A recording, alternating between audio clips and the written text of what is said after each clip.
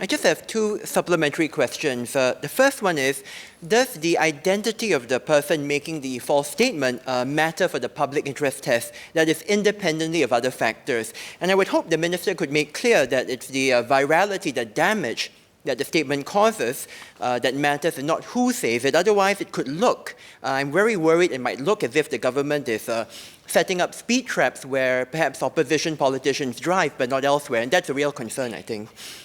Second, would the Minister agree that for the falsehoods which are not viral or rapidly damaging, the slow drip problems, could it be more effective to combat these with education and information rather than a correction order? And Parliament had agreed that these powers under POFMA were necessary to quickly correct falsehoods that might turn a spark into a flame. But those powers don't seem as well suited for educating the public about our financial reserves or about our labour market policy. Thank you. I think the member had a few questions on, first the question was this identity of the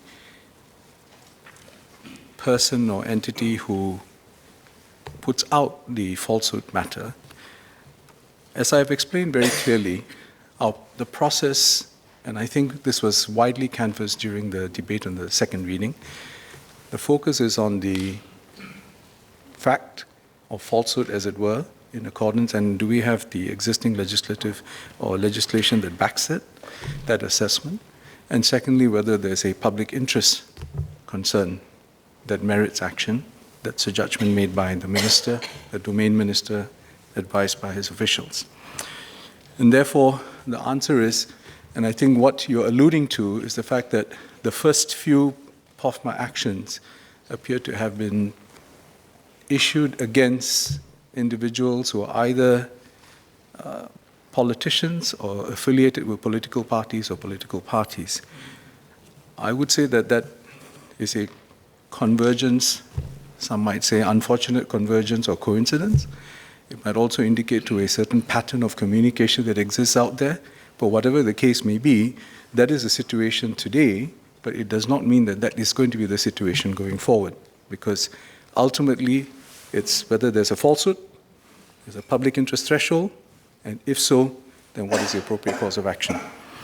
The point was also made about falsehoods that are not viral, whether we can use alternative mechanisms.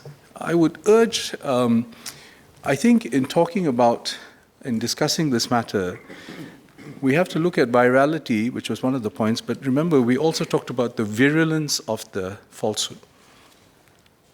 And you have to take both into account, because there will be instances where the nature of the falsehood is such that it goes to the core of the credibility and the standing of our institutions, and it deserves a response.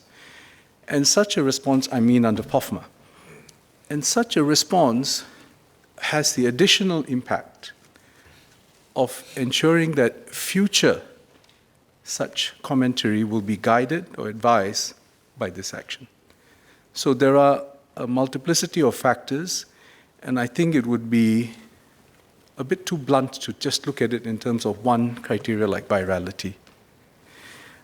But having said that, I think the member's point was, do we have alternative mechanisms? And I want to assure him that we continue to be actively involved in the education of our citizens on this matter.